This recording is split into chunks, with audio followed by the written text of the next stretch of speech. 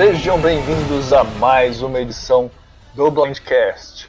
Hoje não é uma extorsão, mas nós queremos que você ouça o Blindcast conosco. Eu sou o Felipe Bonomi e aqui comigo, Danilo Nunes. Oi, gente, tudo bom? Esse episódio aí que foi muito divertido. Aliás, eu ia me perguntar agora se se eu tava na pauta certa, mas enfim, eu tô falando do episódio que eu imaginei no começo, que é o episódio que o Tony foi simplesmente protagonista. Então, muito divertido, estou animado pra comentar.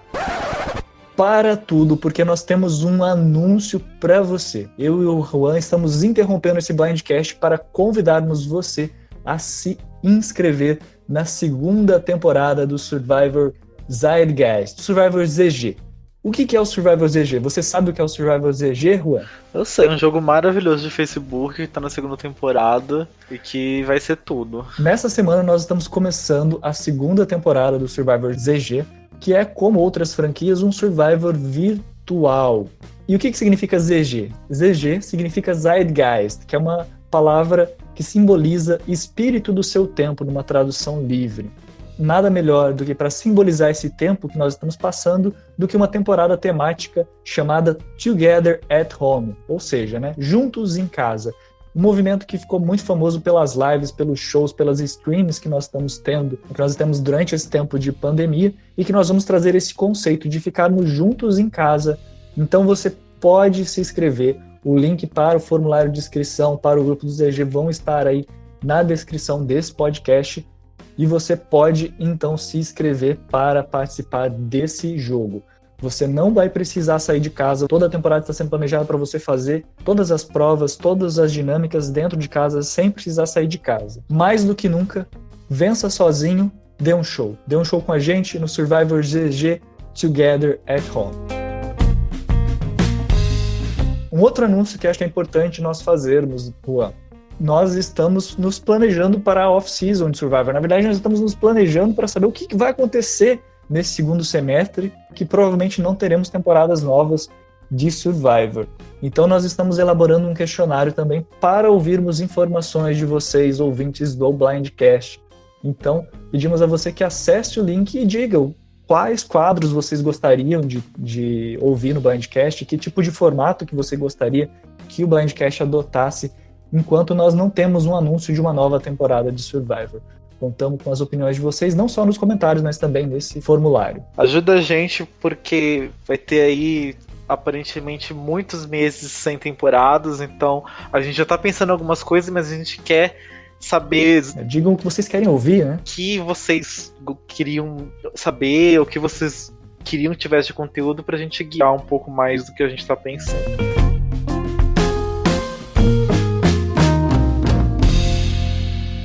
É que eu coloquei na pauta.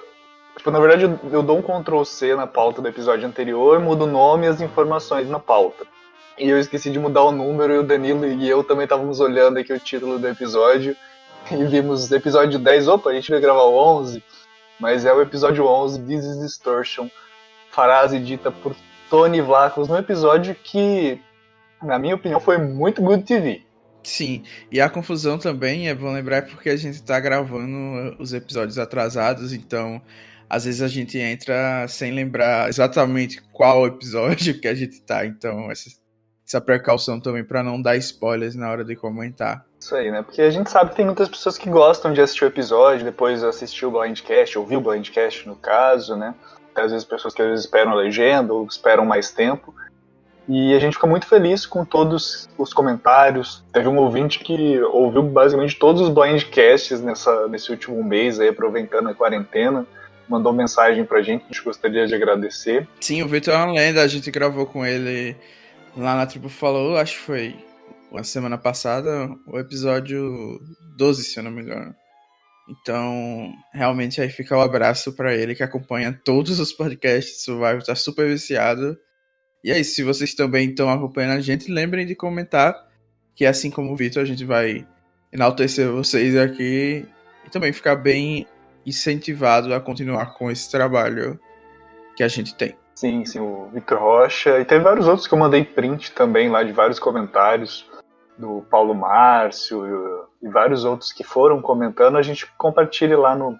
É para incentivar os outros participantes do Blindcast a voltarem a gravar, né?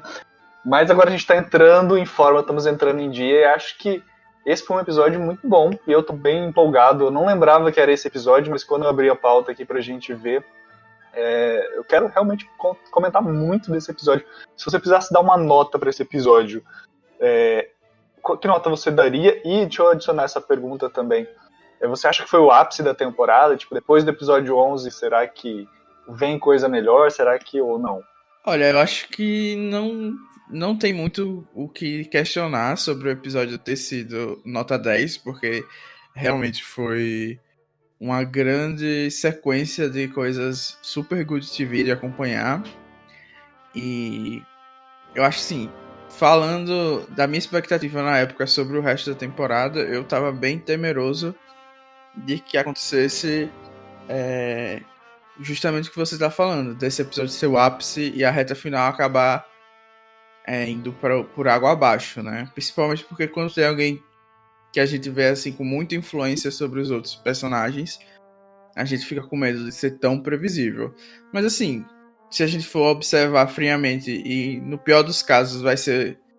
A gente consideraria que o Tony vai ganhar, então a gente tá numa boa situação, né? Porque eu acho que o Tony é um jogador maravilhoso, que seria perfeito ver ele vencendo uma segunda vez.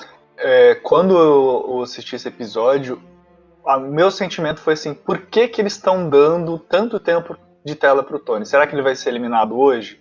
Será que eles estão tentando construir uma narrativa de que ele vai ser eliminado no último episódio, antes da finale, para valorizar, às vezes, o jogo de alguém antes do episódio final? Ou será que ele vai ser o winner e, né, se ele chegar no episódio final? Porque são aquelas questões do Ed, que eu sei que você adora também, assim como eu, que a gente fica prestando atenção quando a gente assiste o episódio. A gente tenta entender o que esse arco narrativo, o que essa história quer nos dizer.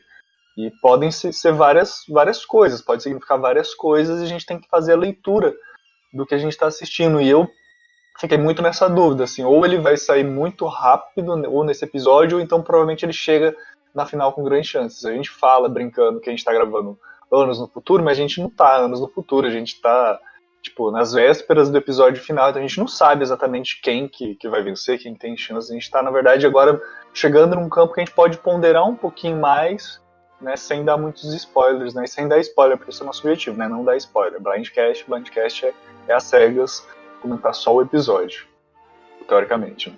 Sim, eu acho que vale a pena a gente falar sobre essas coisas da edição do Tony em si, porque foi algo muito estranho, né? Ou, no mínimo, diferente do que a produção está acostumada a fazer.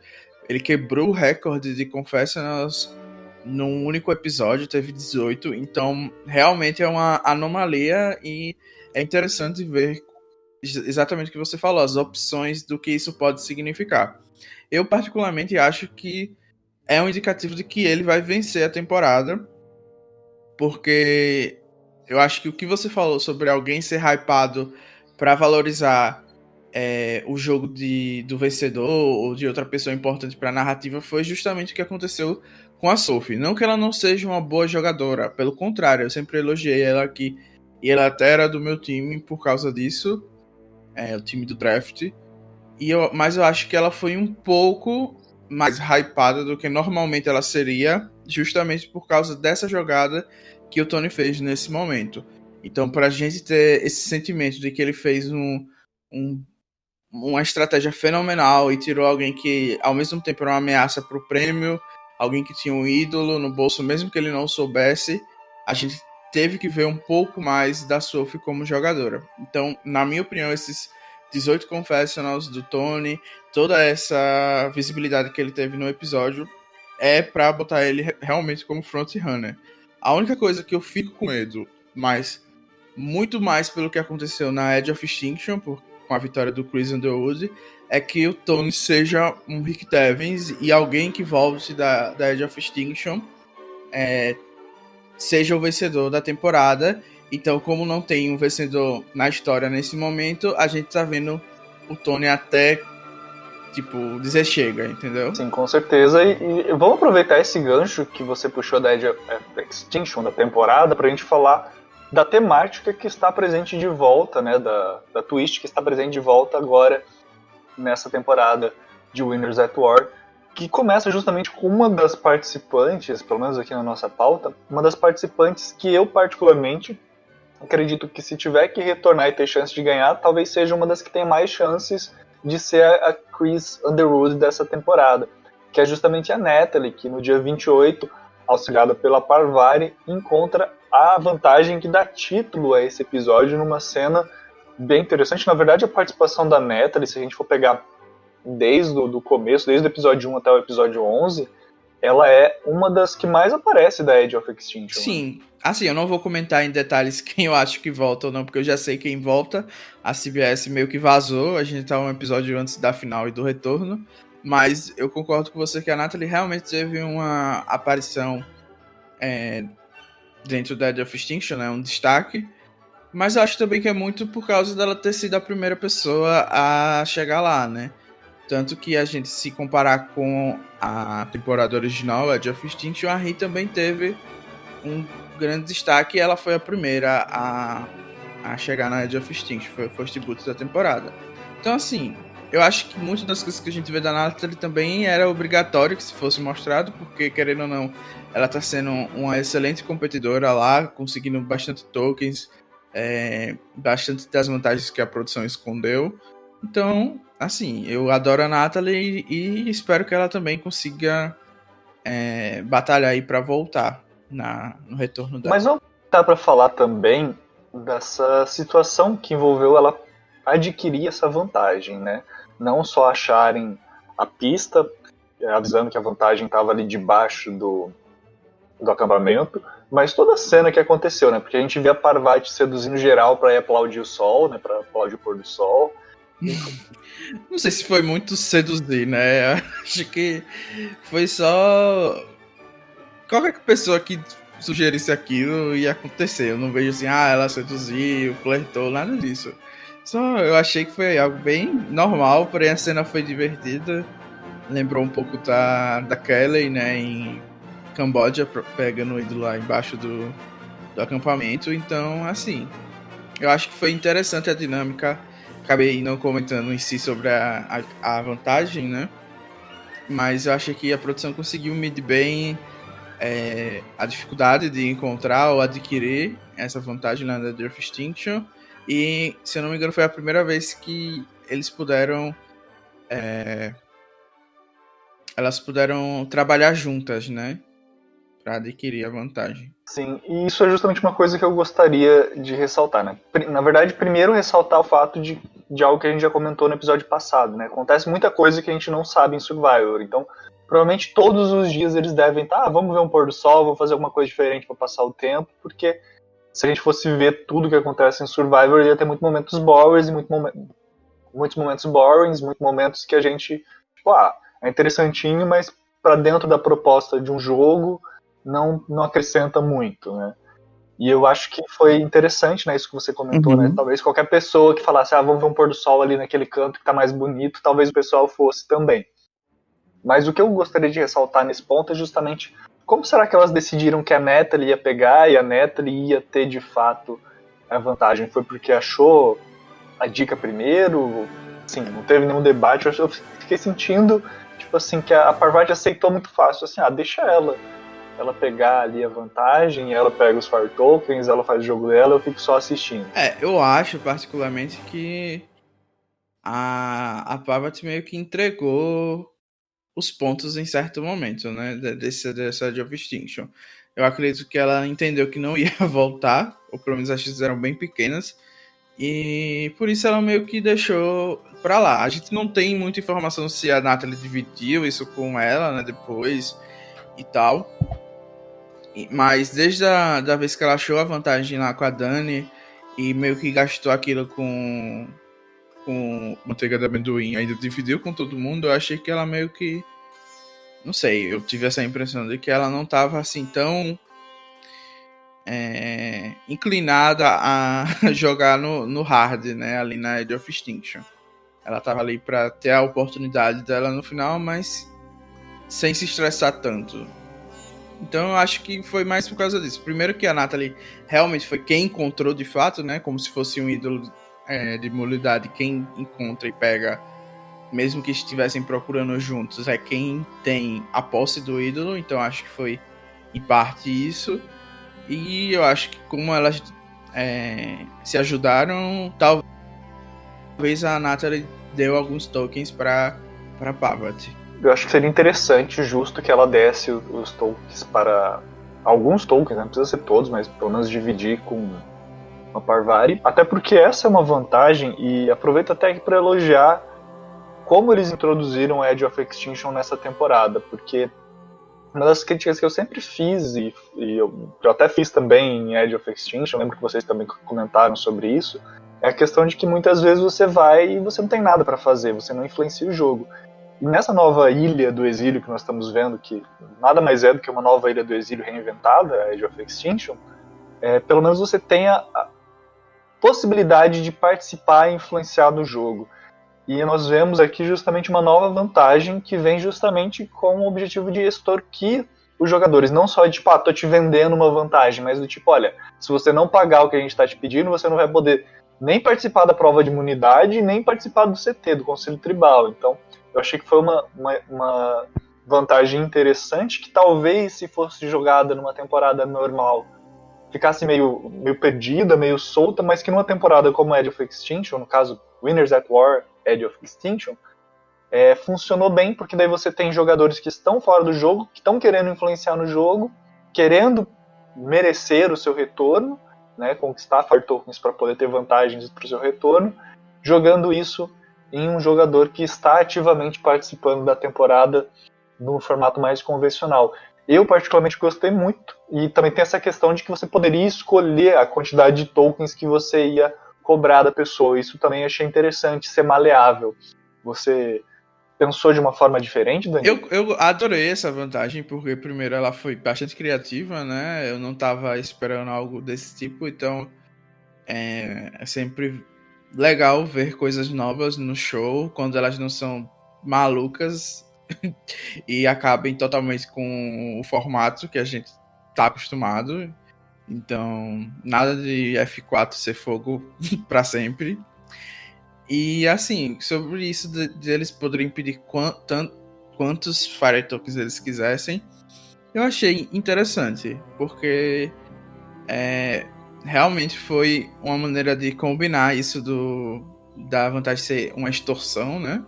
De fato.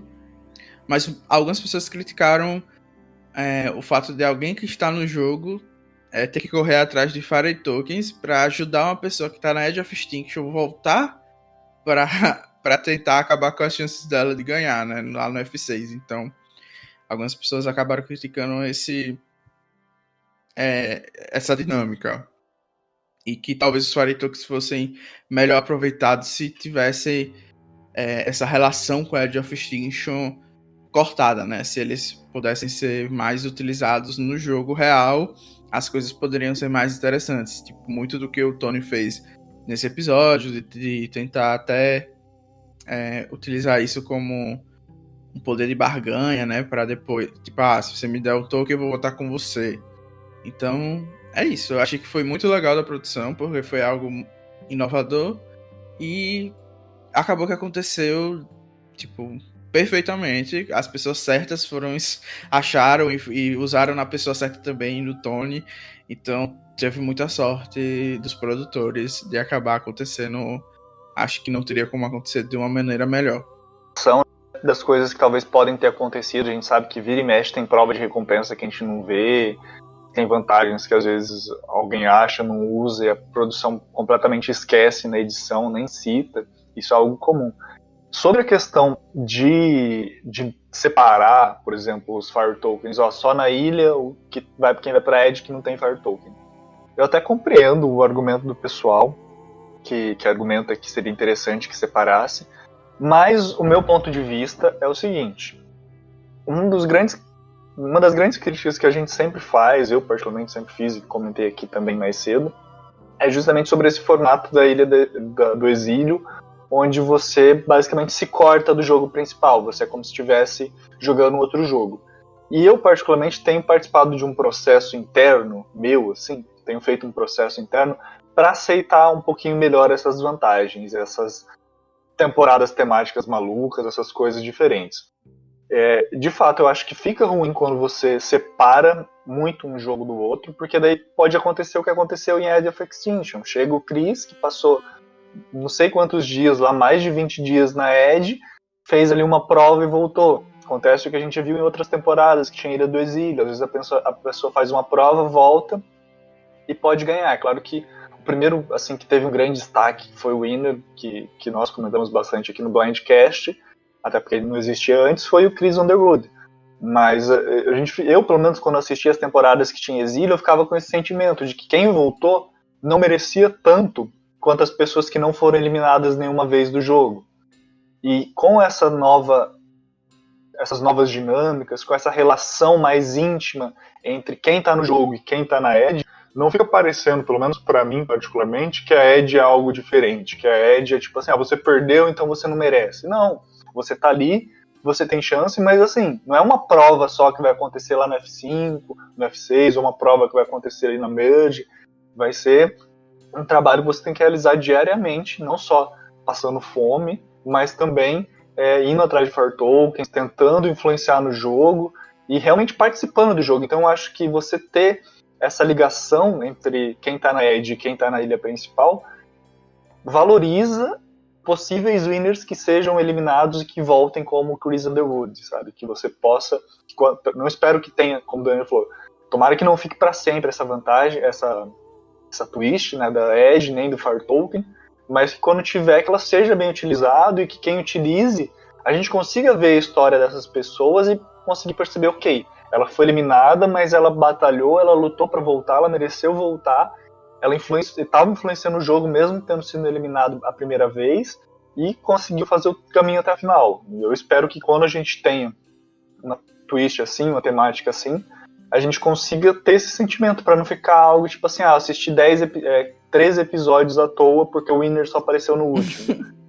E de certa forma, elas conversaram até sobre esse assunto, né?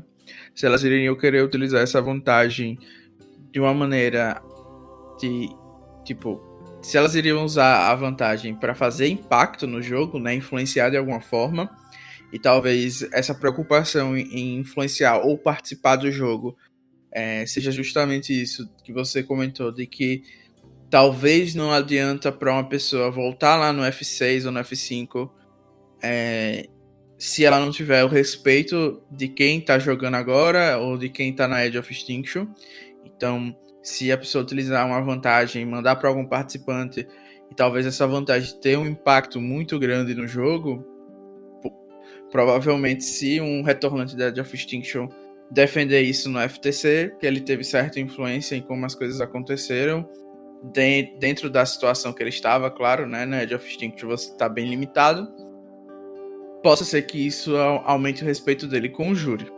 E a outra opção era justamente pensar mais no curto prazo, que é conseguir os tokens, para conseguir as vantagens e ter mais chances de voltar para o jogo, que deve ser o que eles mais estão preocupados em fazer. Então, eu acho que realmente são preocupações válidas e eu acho que a Natalie acabou escolhendo o caminho certo, a pessoa que ela deveria utilizar e, querendo ou não, acabou tendo as duas coisas, né? Um impacto bem grande e também ela conseguiu 6 Fire Tokens, que é o recorde até o momento. Isso. E deixa eu aproveitar para te perguntar, você acha que ter jogado no Tony foi a melhor jogada? Tava tão claro assim de que talvez ele tivesse ou bem posicionado para conseguir as moedas, ou então que ele tivesse as moedas? Eu acho que foram alguns motivos que fizeram a Natalie escolher o Tony, e por isso eu concordo com a escolha. O primeiro é que ele tinha 4 tokens já, então ele era uma pessoa que, se elas fossem extorquir, você não vai extorquir, me extorquir pedindo 1 milhão, porque eu nunca vou ter 1 milhão pra te dar, então já foi um passo no caminho certo. E o Tony, como elas mesmas explicaram, talvez eles Com certeza elas não sabiam que ele estava lá naquela situação de jogar no meio. Mas elas sabiam que o Tony é alguém que é hiperativo, que não ia simplesmente aceitar ficar sem voltar, ou que ficasse tão vulnerável assim, né? Não poderia ganhar imunidade, não ia voltar e poderia ser eliminado. Então, eu acho que elas também, conversando com as pessoas que já tinham sido eliminadas da Edge of Extinction, e talvez aí o Tyson tivesse alguma grande influência, né? E acabou saindo no conselho passado, de que o Tony poderia sim estar ali no meio de campo. Então acho que foi uma boa escolha. Sim, eu também, pensando por esse ponto de vista, agora que você falou, até me lembrei, me voltou aqui na memória a cena delas comentando sobre essa questão. Porque não é só uma questão de, olha, será que ele tem dinheiro para pagar? A questão é, será que ele vai querer pagar? Porque às vezes a pessoa, por exemplo, poderia se sentir confortável, tipo, olha, tem os votos, acredito que a gente vai conseguir bem no CT, não sou o alvo principal, então se eu não conseguir jogar, tudo bem. Às vezes eu consigo usar isso até a minha vantagem, como uma vantagem para mim, para tipo, olha, alguém tá querendo me ferrar, vamos tentar mudar os votos e assim conduzir o voto de uma maneira diferente. São N coisas que você poderia fazer. Uhum. E nesse momento o jogo tava bastante dividido, né, entre duas alianças. Então se elas forem olhar, ele vai precisar pedir ajuda para alguém. Então o Tony é alguém que elas devem ter a noção de que tá bem posicionado dentro da aliança dele, né? Ele vai pedir ajuda para Sarah, ele vai pedir ajuda para as pessoas que acabaram, tipo a Sophie no CT passado falou que pros 5 decidirem juntos, né? Então é provável imaginar que eles não iam deixar o Tony sem votar e ficasse 4-4. Então, eu acho que elas também consideraram essa situação, que mesmo que ele não estivesse no meio e tivesse fiel 100% à aliança dele, ele ia recorrer a essas pessoas justamente porque ele não poderia se dar o benefício de ficar sem votar, porque senão ia ficar 4-4, teoricamente. Vamos então, antes de a gente começar a esmiuçar em mais detalhes assim como que o Tony conseguiu os Fire Tokens e tudo mais, só comentar rapidamente algumas curiosidades. No calendário que vazou dessa temporada, no calendário de gravação, tem marcado nesse calendário que no dia 26 eles teriam uma prova, que eles tiveram uma prova de recompensa. No entanto, esse episódio ele já começa com fatos e acontecimentos do dia 27, do dia 28, né? Falando muito mais sobre essa questão das vantagens, da Edge e tudo mais. Então a gente não viu e não sabe, não tem nem informação exatamente de que prova, que recompensa que foi, o que eles ganharam. Provavelmente não deve ter impactado a temporada, até porque nem temos citações de Fire Tokens que a gente não sabe de onde veio. Pelo menos não referente a esse episódio. E como eu e o Danilo também não somos tão apegados em provas quanto o Rabone é, só para não deixar em branco, vamos citar aqui que a prova que o Tony não iria poder participar era a prova de imunidade chamada 10 Foot Pole, né, tipo um poste de 10 pés de altura, por assim dizer, uma tradução livre, que ela já esteve, na verdade esteve agora pela 8ª vez em Survivor, já teve em Samoa, South Pacific, Camboja, Millennium vs Gen X, HHH, Ghost Island e Edge of Extinction. E o winner da prova ganhava, além da imunidade, 2 Fire Tokens. O ganhador foi o Tony, mas esses 2 Fire Tokens não contavam, porque no início do episódio ele tinha, se não me engano, somente 3 Fire Tokens, né? Ele tinha 3 Fire Tokens, ele pediu 3 emprestados. Esse eu lembro porque foi realmente uma situação atípica, né? E bem importante. Ele pediu um pro Ben, um pro Nick e um pro Jeremy.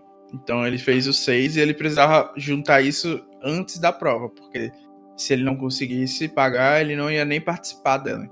Então esses 2 aí não contam, mas dá a ele a possibilidade de já pagar de volta a 2 dessas 3 pessoas que ele pediu empréstimo, né? Ou então simplesmente vai ficar aí com a dívida pra sempre. Devo, não nego, pago quando puder. Recapitulando, eu sei que o Danilo sempre esquece disso, mas a gente fez a tabelinha aqui na nossa pauta, só para lembrar quem tinha Fire Token, quem que ele poderia interagir ou conversar e tentar pedir tokens.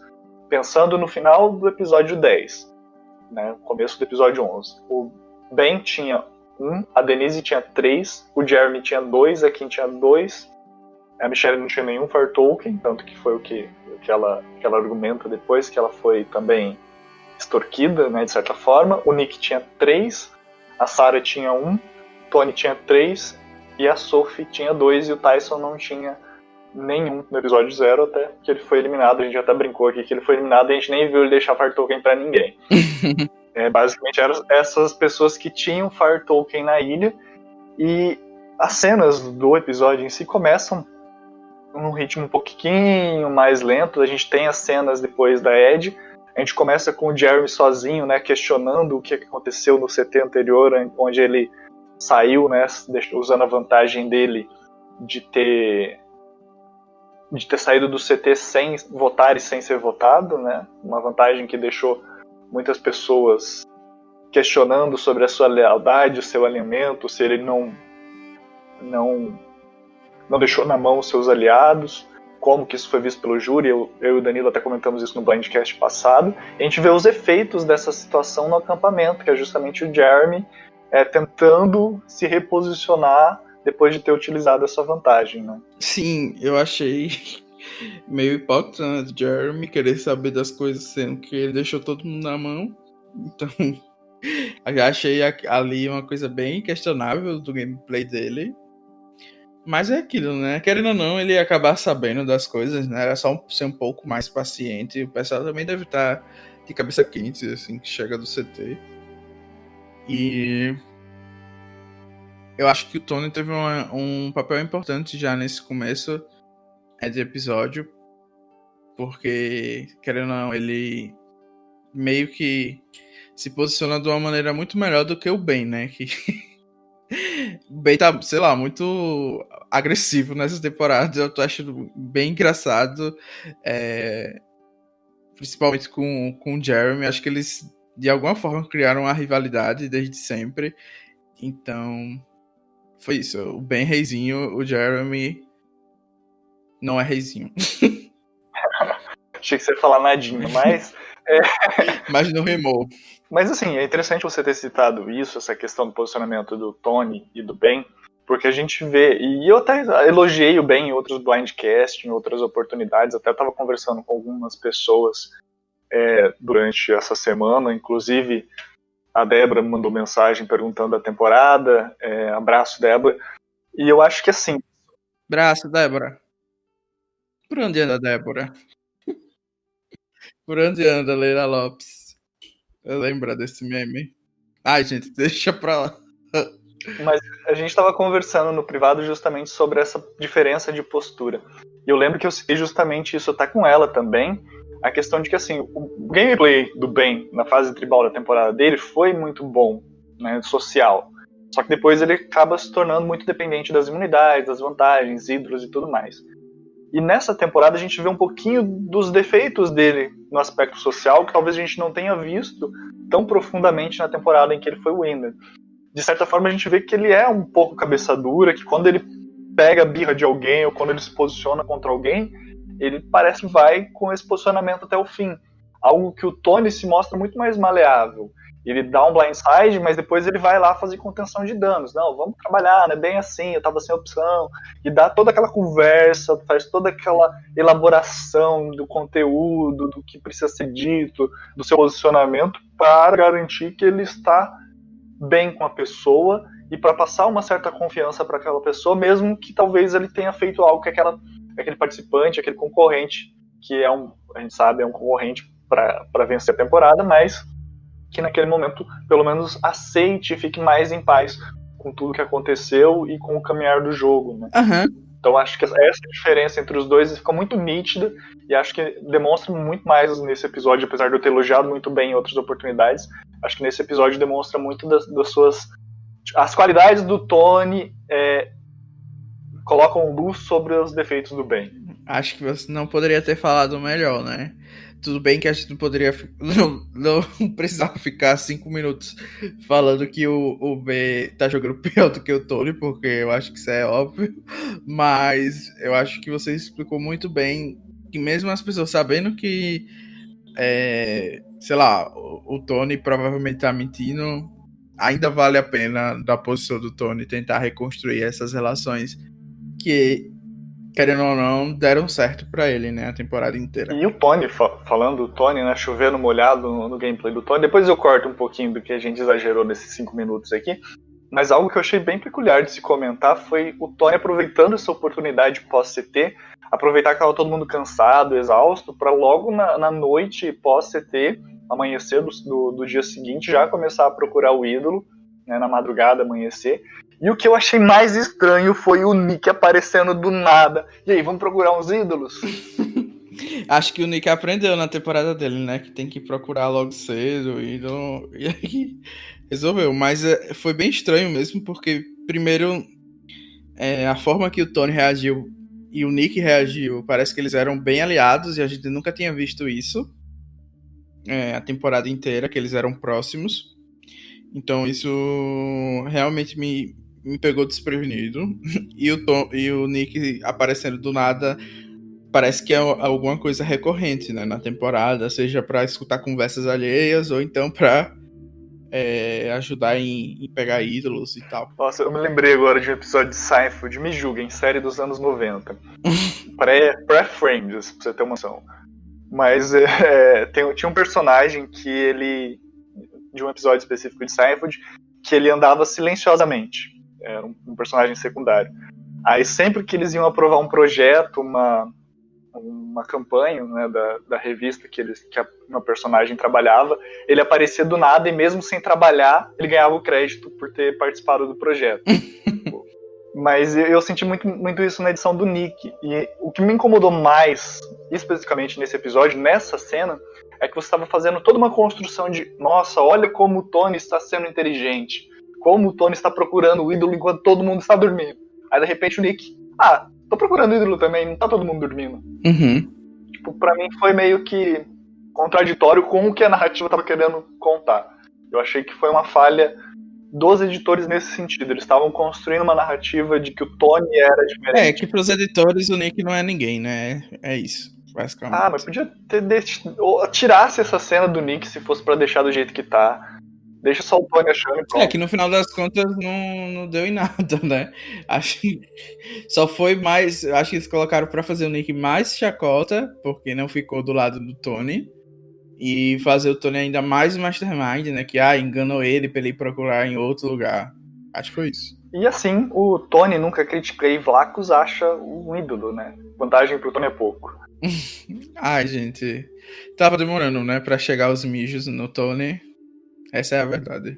E depois disso tem um corte pra uma cena que eu achei fantástica, que é a Sarah dizendo como todos acham que ela é inteligente, engraçada, e ela mesmo para um pouquinho e faz aquele silêncio constrangedor e bonita. Mas eu achei que aí mesmo ela, tipo, tava meio que encenando, né? Eu acho que ela não falou isso, tipo, realmente. Eu acho que era mais sarcasmo e tal. Então eu não achei que foi tipo ela tava mesmo se chamando de inteligente, engraçada e bonita. Eu acho que é justamente o contrário, porque a Sarah foi uma das vencedoras que quando recebeu o prêmio, né, e o título de Solo Survival, muita gente criticou por ela não ser carismática e tal. Então ela sempre teve comentários bem agressivos em relação a isso, né, de ser uma winner misteriosa e tal. Eu já chamei ela disso? Já chamei, mas nunca fui lá marcar ela, nem escrever nada onde ela pudesse ler, né? Se ela ouvir esse podcast, já me perdoe. E é isso. Mas eu achei que não foi algo real, 100%. Foi algo mais, justamente, zoando com a situação que ela se encontrava. A cena toda em si, como um todo, né? Ela é um pouco bem peculiar, diferente do que a gente está acostumado a ver em Survival, né? Porque a gente vê que ela está criando a sua própria linha de roupas na ilha. O quão inusitado foi isso, Danilo? Nossa, foi simplesmente não tinha como ninguém imaginar isso, ainda mais vindo da Sarah, né? Então foi realmente uma caixinha de surpresas, mas foi uma cena bem divertida e bem atípica. A gente às vezes precisa disso para dar uma balanceada, né? Nas coisas que a gente já está acostumado a ver. E mais uma vez reforçando como eles não tem nada para fazer o dia todo, né? Porque imagina, você não vai ficar uns 24 horas discutindo sobre a votação, porque se eles discutem 1 hora e mudam os planos umas 10 vezes, imagina se ficar discutindo 24 horas. Então eu acredito que boa parte desse tempo aí é para coisas assim acontecerem. Eu deixo aqui o meu pedido para que no próximo bolão da Tribo Falou conte pontos, né, no top 5 quando o personagem aparecer fazendo sua própria linha de roupa em Survivor. Nunca mais vai acontecer. Mas algo que eu tenho achado interessante é o fato deles terem tinta no acampamento, né? Isso não é algo que talvez até incentive eles a fazerem ídolos falsos? Eu acho que isso é bem normal em todas as temporadas que eles recebem as tintas para fazer a bandeira, né? Só que aqui, ou talvez eles tenham recebido tintas demais, ou eles estão usando isso em mais ocasiões, né? Mas eu acho que é normal ter esse tipo de esse tipo de coisas. Mas então vamos começar a falar um pouquinho mais do gameplay, do que aconteceu antes do CT e também antes e depois da prova também, né? A gente tem o Tony dando o migué no Jeremy, falando que ele é o seu maior aliado, enquanto ele engana a Michelle fazendo a Kim desconfiar dele, né? Eles conversam ali os 4 juntos, o Tony, não, o Jeremy é meu brother, meu chapa, sou super amigo dele. Parece que enganou a Michelle, mas a Kim já começa a falar, tipo, que não acredita no próprio Tony, né? Eu acho que foi uma cena muito importante pra gente ver como a Kim realmente tem uma leitura boa das coisas que acontecem no jogo. Infelizmente, nessa edição ela não teve muito espaço para jogar, mas ela realmente ainda é aquela vencedora que a gente está acostumada a enaltecer e indicar os pontos positivos dela, né? Então acho que foi algo bem importante pra gente ver do jogo da Kim, mas eu não sei se é real isso. Se você falou do Tony tá enganando a Michelle, eu acho que ele enganou muito mais o Jeremy, e como a Michelle confia e está jogando com o Jeremy, ela seguiu mais nisso, tanto que a gente vê sempre ela perguntando, mas você confia no Tony mesmo e tal? Então acho que ela não comprou 100% isso, e mais na frente a gente vê até a Michelle enganar o Tony, né, nesse episódio. Então eu não concordo muito com isso. Só que realmente foi legal ver a Kim pegar o jogo dele no pulo assim de cara. Eu fiz essa pauta no dia que saiu o episódio, então tem algumas coisas aqui que eu não posso nem responder, mas eu coloquei uma pergunta aqui, olha, será que é um foreshadow, né, tipo, é uma antecipação de um embate entre a Kim e o Tony? Quando assisti, eu fiquei com esse sentimento, por que eles estão mostrando essa cena? Será que a Kim vai ir contra o Tony? Será que ela vai fazer alguma coisa? Será que eles vão ter uma rivalidade que vai ser resolvida em um dos próximos episódios? Será que a Kim vai tentar eliminar o Tony vai tentar eliminar a Kim? Como é que vai acontecer essa situação? Foi algo que eu fiquei refletindo quando eu vi essa cena, porque tudo que a gente vê em Survivor, até mesmo essas cenas aleatórias, tem um significado, né? Quando a Sarah aparece falando que ela, mesmo de forma irônica, sobre a sua postura no jogo, isso quer dizer alguma coisa. Isso está ligado às roupas de Survivor. Ter uma linha de roupas de Survivor é menos importante do que o significado da cena. O que é mais importante é o significado. E quando a gente vê uma cena, por exemplo, que é mais pro gameplay, também tem um significado. Por que a gente viu a Kim desconfiando? Será que ninguém mais desconfiou do Tony? Né? Será que ninguém mais estava questionando isso? Por que eles escolheram mostrar essa cena específica e não uma cena que talvez alguma outra pessoa desconfie?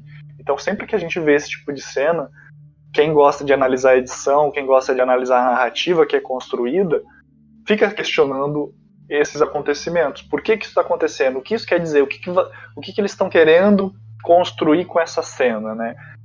Muitas vezes a gente passa batido muita coisa, não dá pra gente analisar tudo, pegar todos os detalhes, mas é interessante confabulado sobre isso, e eu lembro que quando eu assisti essa cena eu fiquei muito com esse questionamento. O que essa cena quer dizer? Por que eles estão colocando a Kim contra o Tony?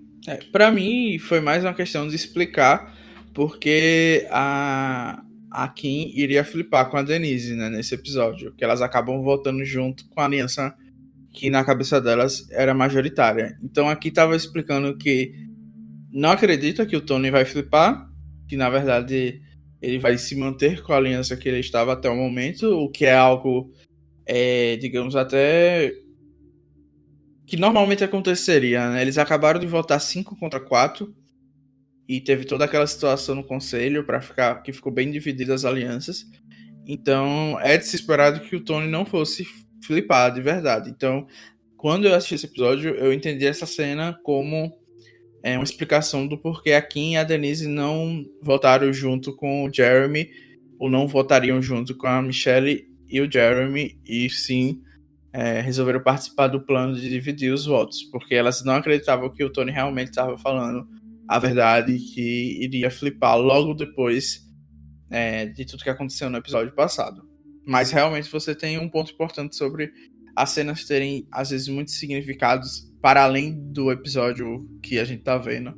E talvez realmente aconteça esse embate entre o Tony e a Kim, ou agora, ou depois que, sei lá, a Michelle, o Jeremy saírem, né? Que estão, teoricamente, no bottom. E bem, cena aleatória parte 2 do episódio.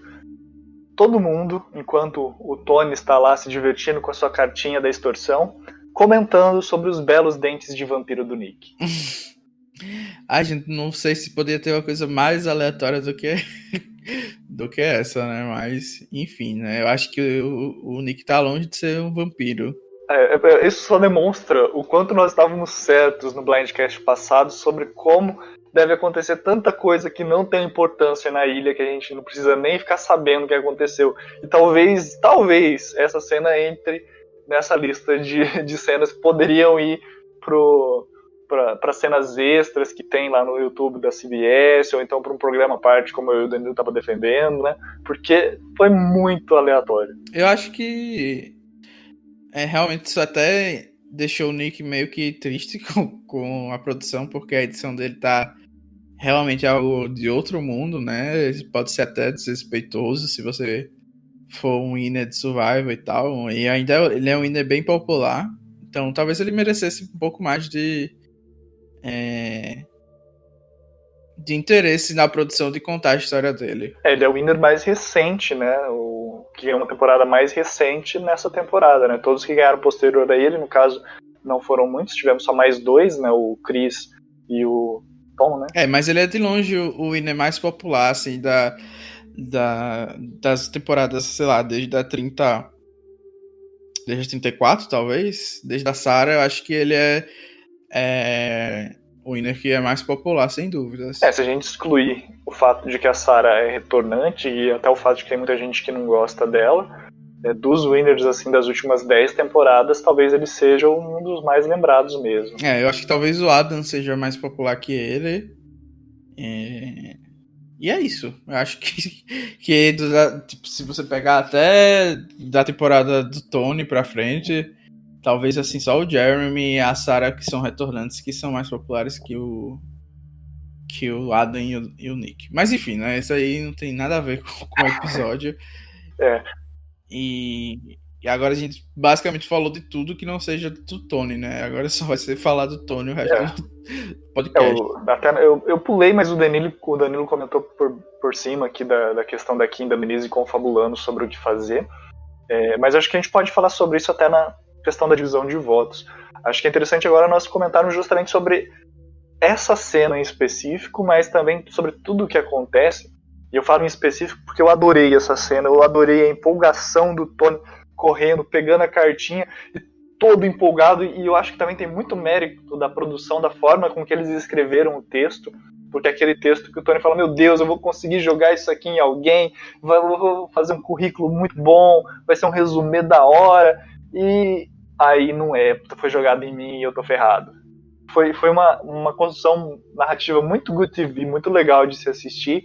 Méritos para a produção, para quem escreveu o texto, mas méritos também para o Tony, que estava parecendo uma criança no dia de Natal abrindo os presentes. Sim, é como até comentei no começo do podcast, realmente foi... A produção deu muita sorte das pessoas certas estarem envolvidas com essa vantagem. O fato do Tony ser policial e ter utilizado isso para narrar a vantagem foi algo que é inimaginável. Acho que não poderia ter caído realmente em outras mãos, porque eu me diverti bastante com ele lendo. Quase tanto quanto a Parvati declamando a cartinha do JT em Heroes vs Villain. Então, assim, foi realmente um momento marcante e super divertido nessa temporada, que fez ele merecer esses confessionals que ele recebeu, porque realmente isso aí foi ouro para um reality show. Realmente, são essas cenas diferentes, essas cenas onde as pessoas reagem a novas vantagens, a coisas que elas não estão esperando, não necessariamente novas vantagens, mas que elas reagem ao diferente, é um dos motivos que a gente assiste, ou pelo menos eu assisto Survivor, né? Porque Survivor nada mais é do que você tirar 20, né? Originalmente 16, 18 pessoas do conforto da sua casa e colocar elas numa situação diferente e ver como elas reagiriam. É claro que com 20 anos de franquia, a gente está muito acostumado a ver algumas reações, que são as reações mais padrões. Porém, conforme o jogo vai evoluindo e novas situações vão se apresentando, nós vamos tendo novas reações.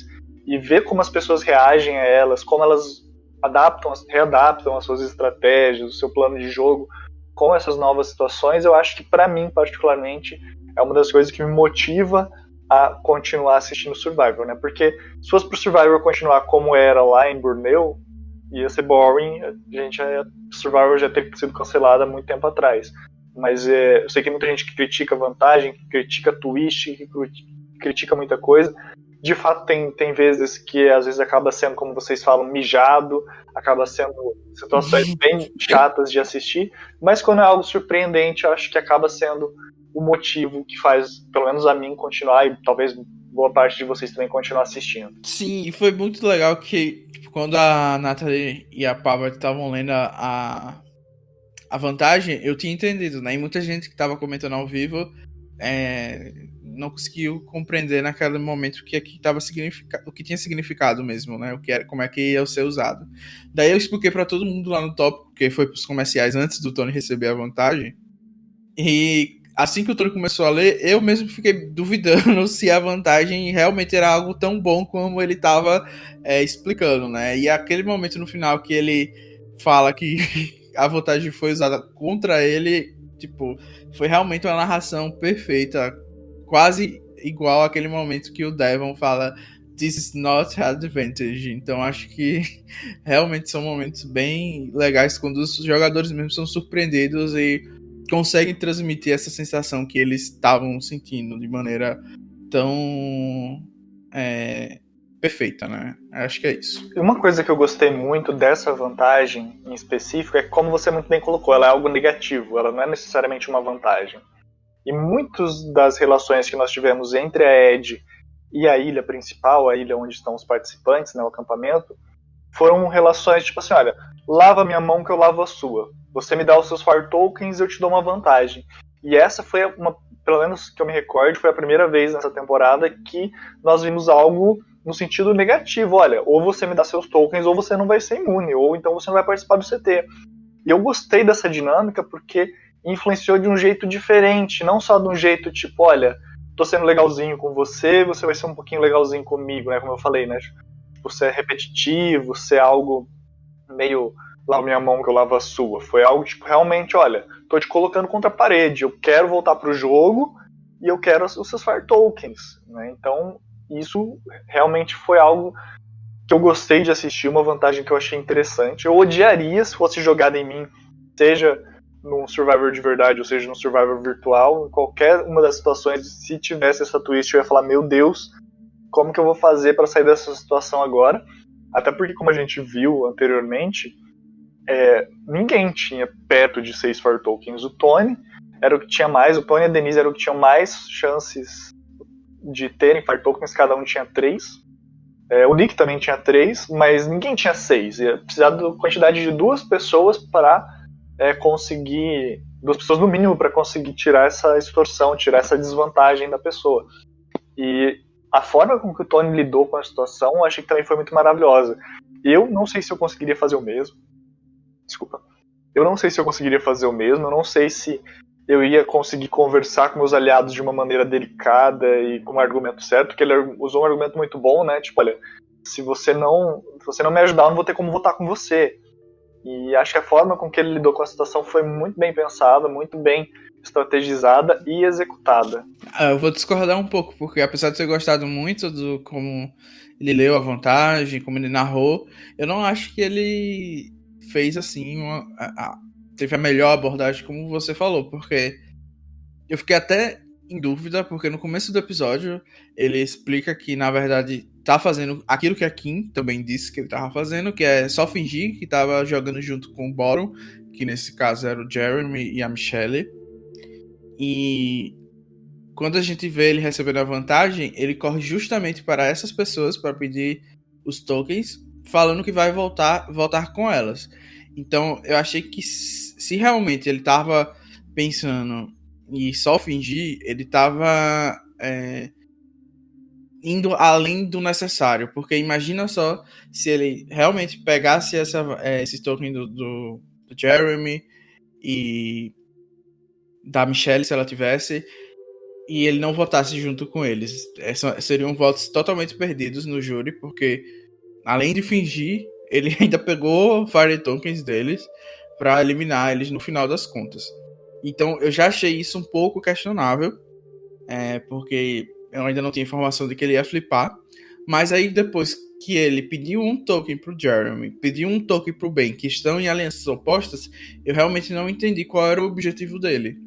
Porque ele ia acabar, querendo ou não, fazendo com que alguma pessoa ficasse com bastante raiva dele, né? Porque já que ele escolheu pedir um token pro Ben e escolheu um token pro Jeremy, ele só ia poder votar de um dos lados. E eu, no lugar do Ben, que nesse caso emprestou um token e ainda foi enganado pelo Tony, eu ia ficar simplesmente fora de mim. Pra mim, o Tony estaria morto a partir daquele momento.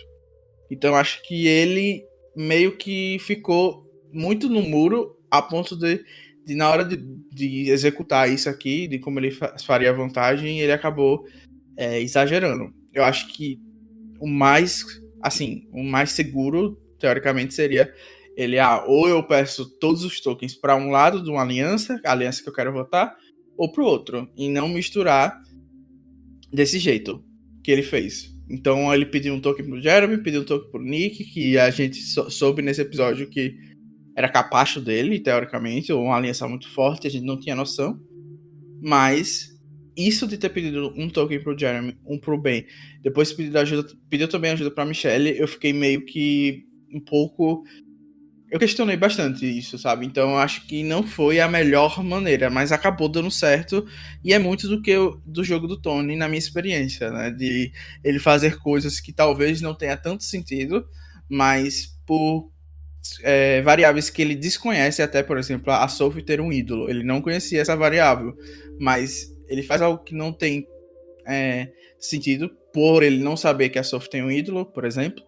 E acaba dando certo por sorte, digamos assim, né? Tudo bem que teve bastante esforço para que acontecesse, mas a jogada só foi tão boa por coisas que ele não tinha conhecimento. Então entra aí um fator também de sorte ou até de intuição, se a gente quiser levar além. Então eu não concordo que é 100% assim, melhor maneira que ele poderia ter abordado a vantagem. Eu particularmente acredito, eu mantenho a minha opinião, que eu acho que ele tentou fazer valer os relacionamentos que ele tinha pra tentar participar e pra tentar ter imunidade. Mas eu acho que ele podia muito bem ter pedido pra Sarah, entendeu? Tipo, se ele não fosse flipar nelas, né, obviamente. Então naquele momento que a gente achava que ele não ia flipar, né, que ia ser o que a Kim realmente explicou, eu acho que o caminho mais fácil dele era pedir um token pra Sarah, um token pra Sophie, um token pra o Ben e that's it. Ele tinha lá os tokens pra fazer a vantagem continuar na aliança dele. Até porque, pelo que ele explicou, ele só resolve flipar quando ele está imune, ele ganhou a prova, e não vai poder ser responsabilizado ou, teoricamente, se dar mal por fazer a jogada, né? O flip. Então, eu realmente achei que foi assim, ele tava brincando com fogo. Mas é assim que vem de Survivor, né? Fazendo a prova de fogo. Então ele tava super certo nesse caso. Mas fica a lição de moral. Se um dia você for da blindside do Danilo, não pegue dinheiro emprestado com ele. Pois é, diga aí, você ainda quer enganar a pessoa ainda? Vai pedir dinheiro emprestado, gente? Não. Tenha dignidade. Bem, eu mantenho aqui minha opinião. Eu acho que foi bem executada. Talvez não seja a melhor forma de se executar, mas ele conseguiu realizar, né, passo a passo. Eu acho que, de fato, o que você falou abre um pouco uma visão diferente do que eu estava percebendo sobre o Tony. Não, foi impressionante ele ter conseguido os tokens, né? Isso aí é inquestionável. Acho que realmente isso que você falou, ele realmente teve capital social para pegar os empréstimos, né? A confiança das pessoas e ainda pessoas de lados totalmente diferentes. E isso realmente é um mérito dele. Agora eu acho que ele realmente se arriscou bastante aí de irritar muitas pessoas nesse episódio. Mas enfim, né? Acho que ficou claro para todo mundo do que a gente tá falando. Ficou claro, e logo depois, não exatamente depois dessa cena, porque na verdade acontecem muitas coisas no episódio, mas várias que a gente já comentou até, mas a gente vai pro Conselho Tribal, onde mais uma vez a gente tem um belo de um CT, e eu gostaria de perguntar para você, parecia claro que o Tony ia flipar, parecia claro que ia realmente acontecer a eliminação da Sophie, ou você achou que talvez fosse ser o Jeremy ou a Michelle mesmo? Não, até a hora que ele ganhou a imunidade, eu tava certo de que ele não ia flipar. E que, sei lá, poderia acontecer alguma coisa no máximo, a Kim sair, ou enfim, alguma coisa desse tipo, né? Vazar alguma coisa e o Tony mudar nesse sentido, só dos 4 ali que estavam no bottom, né? Tipo a Denise, a Michelle ou o Jeremy. Então eu realmente não tava esperando que ele flipasse, até porque pra mim não fazia muito sentido. Sim. Porque ainda tem muitas hienas no jogo, né? E parece que a estratégia do Tony é tirar essas hienas ou esses jogadores under the radar. Então eu achava que tinha chance de, sei lá, eliminar a Michelle pra não tirar o Jeremy necessariamente. Ou então até mesmo da Denise, que acabou ficando um pouco mais under the radar depois que a Sandra foi eliminada com a jogada dela. Então eu achei que ele ainda tinha esse espaço para manobrar. Olha, eu não sei, eu não vi, eu não tenho nem spoilers de quem que vai voltar da Edge of Extinction, não vi, não sei o episódio final, não vi o Conselho Tribal final, mas se o Tony chegar na final, eu quero ver como é que ele vai conseguir defender o jogo dele e se ele vai usar essa palavra hiena. Porque se ele não usou nenhuma vez na frente do júri essa palavra, ou pelo menos das pessoas que ele estava chamando de hiena, com certeza deve ter muita gente que votou nele, ou votaria nele, mas que deve estar se mordendo agora por ter sido chamado de hiena, nossa, eu não, se eu chegasse na final, tivesse votado no bem, depois assistisse e ouvisse ele me chamando de hiena, eu não sei se eu me arrependeria do meu voto ou não. Com certeza eu me arrependeria. Eu acho que é por isso também que, aí enfim, né, pode ser até um spoiler, mas é o comentário de tweets que ele fez nessa época mesmo que começou a aparecer todo episódio ele falando de hiena, de que ele não tá tentando desrespeitar essas pessoas, mas é de uma forma de ser total, tipo, tudo pelo contrário, né? Que na verdade ele quer dizer que essas pessoas precisam ser observadas porque elas são perigosas. E mesmo com o jogo Under the Radar, elas precisam sair justamente porque senão elas vão dominar o jogo no final. Então ele meio que tentou assim explicar que não estava desrespeitando porque talvez isso que você falou tenha acontecido, né? Muita gente que gosta do Tony, que teve uma relação boa com ele na ilha, não necessariamente voltou nele na final, né? Mas pode ter ficado surpreso com os comentários e, sei lá, falado com ele por mensagem e tal. Poxa, fiquei decepcionado com esse tipo de comentário que você falou, porque não sei se foi nesse episódio mesmo, mas o Tony foi bem agressivo em alguns momentos com relação a esses jogadores, né? Eu não lembro se eu já comentei isso alguma vez aqui no Blindcast ou em algum lugar específico sobre isso, algum podcast que eu participo, mas não só pelo fato de que eu sou publicitário, o Danilo também é publicitário, mas eu sou muito partidário dessa visão de que nós somos eu chamo de visão do Pequeno Príncipe. Depois eu corto isso. Mas eu sou partidário, de certa forma, por assim dizer, dessa visão que eu chamo de visão do Pequeno Príncipe, que você é eternamente responsável pelo que você cativa. E tem muitas pessoas que se isentam da responsabilidade do que estão falando, no sentido de, olha, mas eu não conheço a sua história, a sua bagagem, eu não conheço a sua educação, não conheço quem você é, eu não posso me responsabilizar pela forma com que você pensa ou pela forma com que você reage com o que eu falo. Mas eu justamente acredito no contrário, eu acredito justamente como o Pequeno Príncipe diz, né, que é uma visão publicitária que eu brinco dizendo que é a visão do Pequeno Príncipe, que você é eternamente responsável pelo que você cativa. Você tem que conhecer o seu público, você tem que conhecer o que você está falando. Se você está falando alguma coisa, você tem que saber exatamente como que essas palavras vão atingir essa pessoa. Porque imagina, por exemplo, se a Disney resolve fazer uma campanha pejorativa que seja pejorativa, às vezes, para um público brasileiro específico, para o pessoal de Sergipe, sem escolher um estado aleatório aqui. As pessoas que estão no Sergipe vão se sentir ofendidas. Aí a Disney vai falar, mas eu não sabia que isso era pejorativo lá no Sergipe. Não tem essa, gente. Sujou a imagem da empresa, sujou. Você é responsável pelo que você está falando. E é claro que nem todo mundo é publicitário, nem todo mundo tem a mesma obrigação que um publicitário. Mas todos nós, eu gosto de levar isso para minha vida, e por isso que eu tento evitar entrar em muitas polêmicas, embora de vez em quando eu entre em algumas, é justamente isso. Olha, vamos pensar no que eu estou falando. Será que isso que eu estou falando pode ser entendido de uma maneira diferente, ou de uma maneira pejorativa, ou, apesar de ser normal para mim, pode ser algo que a pessoa veja de uma forma ruim? E esse exemplo do Tony é um exemplo claro para mim de como escolher errado as palavras. Se ele tivesse usado qualquer outra palavra, tinha tantas outras coisas que ele poderia pensar para se referir a esses jogadores, mas ele escolheu uma forma pejorativa. E mesmo que ele venha se defender, mesmo que ele venha falar que a intenção dele era outra, não importa. A intenção que você tinha, ela tem que ser clara na mensagem. Se ela não está clara, você abre imagem para as pessoas interpretarem de outra maneira, e interpretando de outra maneira, o seu significado deixa de existir, e passa a existir o significado da outra pessoa, porque para ela é aquilo que existe, não é o que você queria, é o que ela entendeu.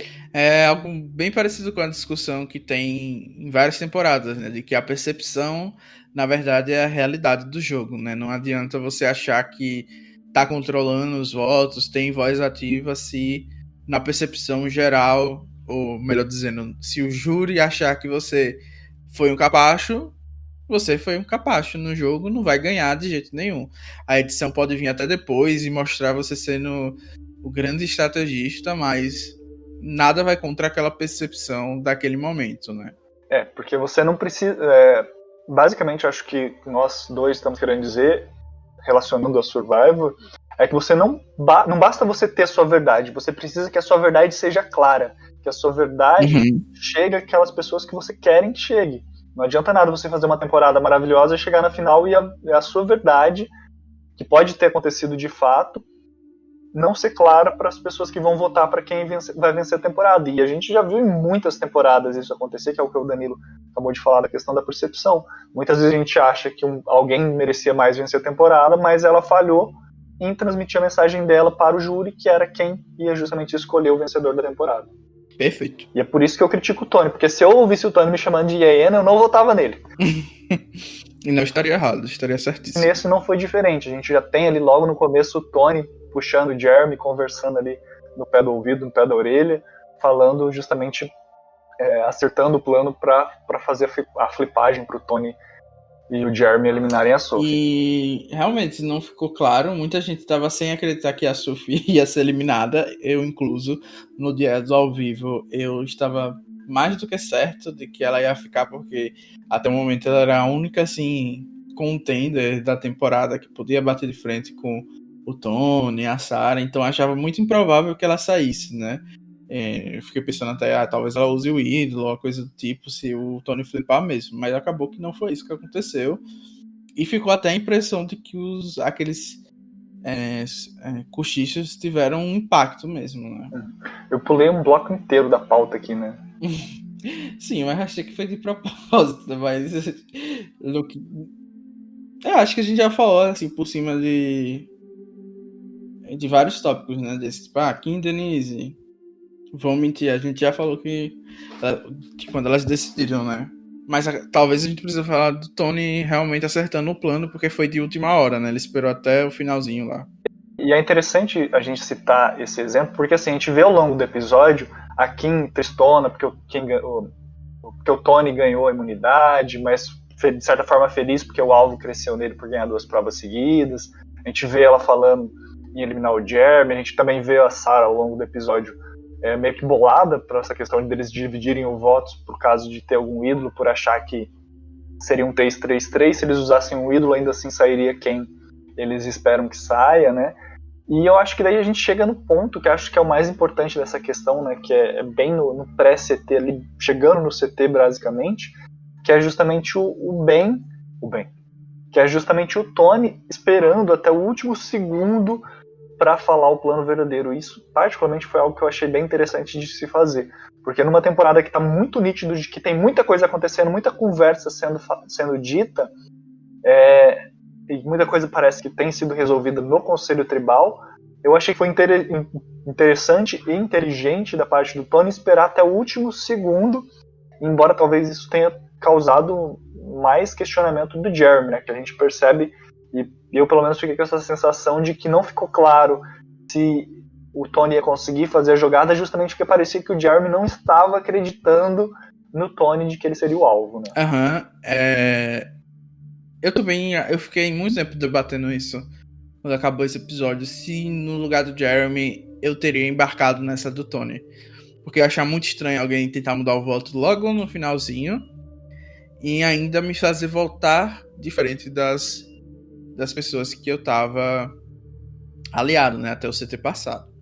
Então, eu fiquei também, e aí isso agora me lembrou de uma coisa que eu também me questionei nesse episódio, do porquê o Jeremy e a minoria como um todo, né, ajudou o Tony a conseguir esses tokens para fazer a prova, né? Porque não sei se eles pensaram, ele vai conseguir de qualquer forma, então eu vou tentar ganhar a confiança dele, porque era uma chance de o Tony ficando sem voto, eles terem pelo menos um empate.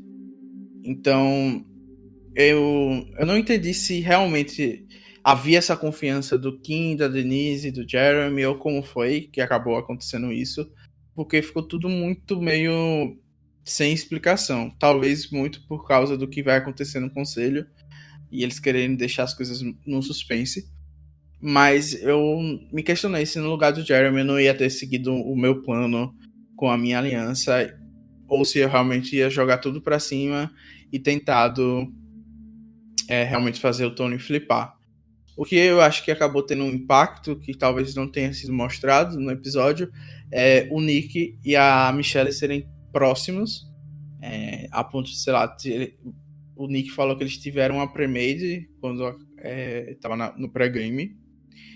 Então talvez o Nick tenha falado, eu vou votar junto com o Tony, e o que ele tá falando é verdade pra Michelle, e a Michelle assegurou o Jeremy, e, enfim. Aí eles conseguiram solidificar esse plano que o Tony esperou até o último segundo, né, pra fazer. Então, assim, muita coisa pra pensar naquela hora. Eu também não saberia se eu não teria a mesma postura do Jeremy, né, de ficar desconfiado, no mínimo. Com certeza, eu faço parte desse time e eu também ficaria bastante desconfiado, não sei se eu acreditaria, porque de fato, talvez eliminar o Ben naquele momento não seria uma má ideia, né? Um jogador teoricamente forte, que acha hidros, etc e tal, mas muita coisa ficou vaga também, né?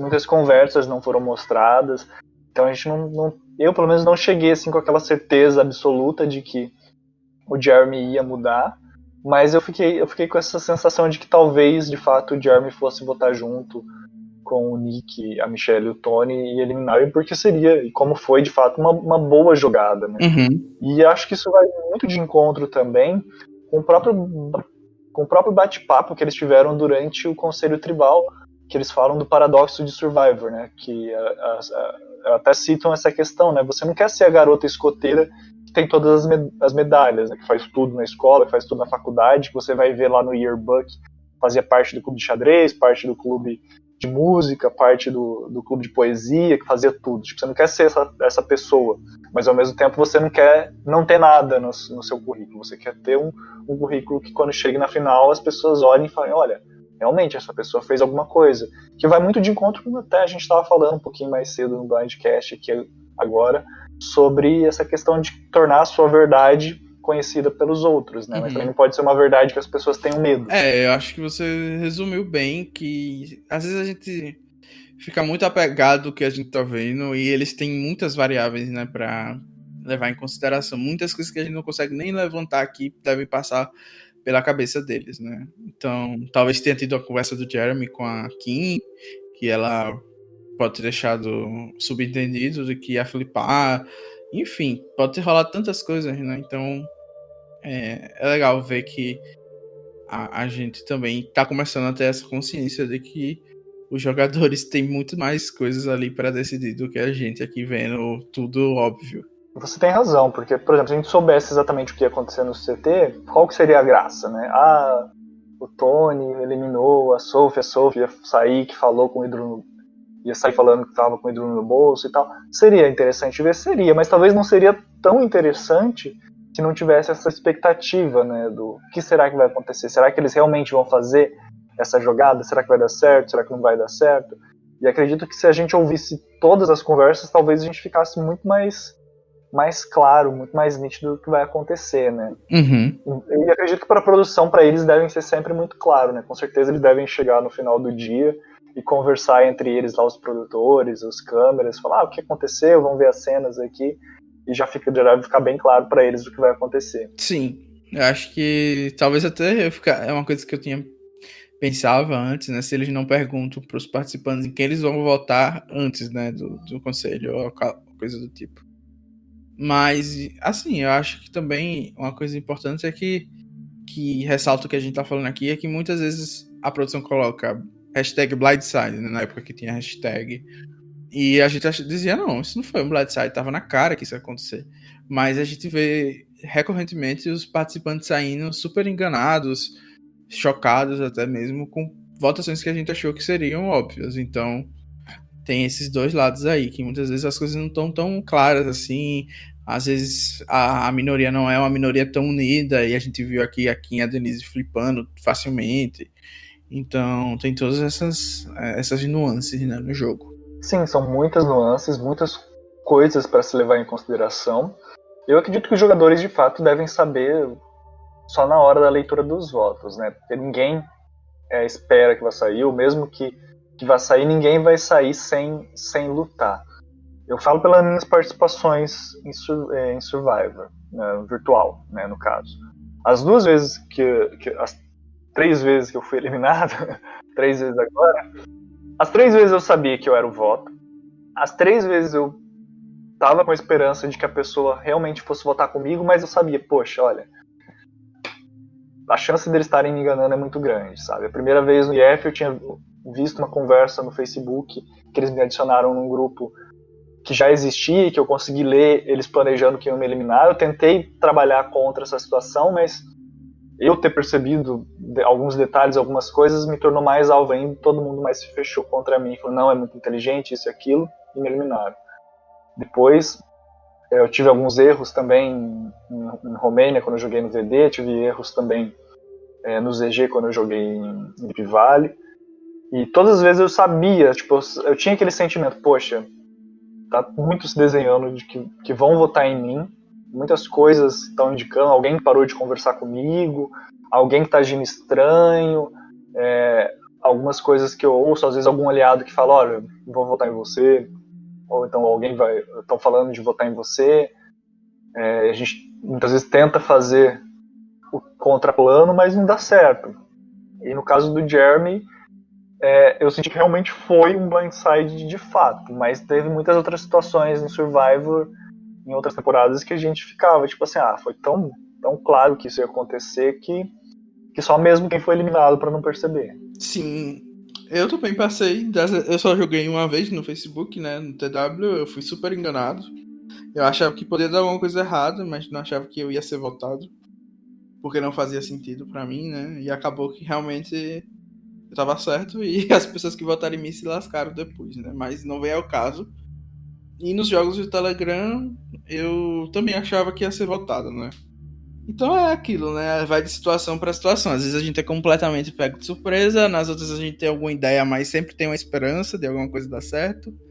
E eu acho que também tem situações que deve ser bem óbvio para a pessoa que ela vai sair e ela já vai pro CT de cabeça aceitando, né? O que já vai acontecer.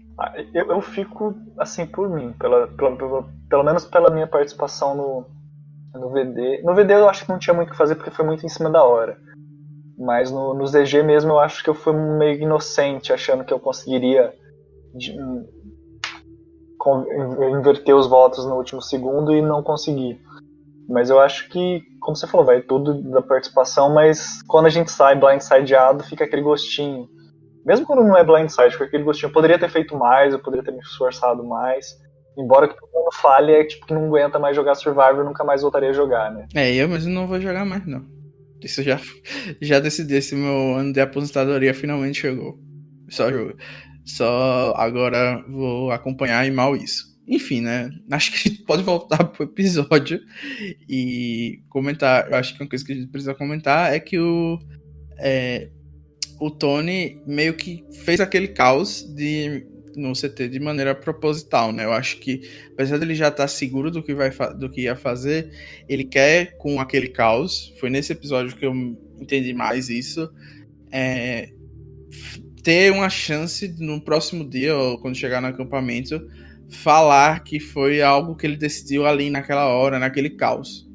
E a gente sabe que não é 100% verdade. Então eu acho que ele tá usando aquilo como uma maneira de dizer, olha, eu fiquei meio confuso na hora, então eu resolvi não arriscar e tentar mudar o plano por causa disso. Eu pensei que fulano de tal ia flipar, ou que iam usar o ídolo, enfim, usar isso em favor dele.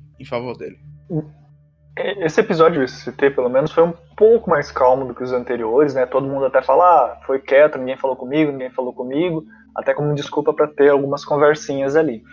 Mas o Tony chega a dizer que tava todo mundo meio que cansado física e intelectualmente.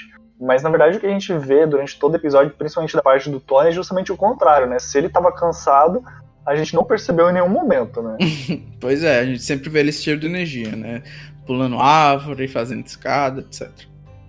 E o que me chamou a atenção nesse episódio em específico é que no Conselho Tribal em específico, né? Tipo, a gente teve a extorsão, teve ídolo sendo achado, pessoas revelando que tinham ídolo e tudo mais. Só que ninguém usou a vantagem e a Sophie foi eliminada e saiu com um ídolo no bolso. Eu achei a reação dela muito genuína, né?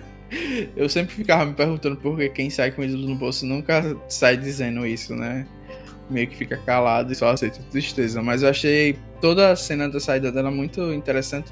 Só senti falta da produção ter dado um pouco mais de destaque nela nesse episódio de saída. Eu achei que foi um dos episódios que ela menos apareceu. E sair com o ídolo no bolso deve ser algo que deixa marcas pra sempre, né?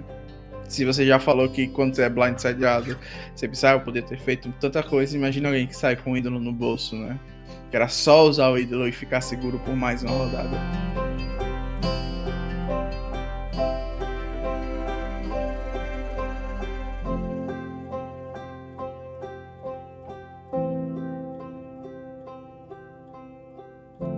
Então, gente, tivemos problemas técnicos para finalizar o nosso podcast.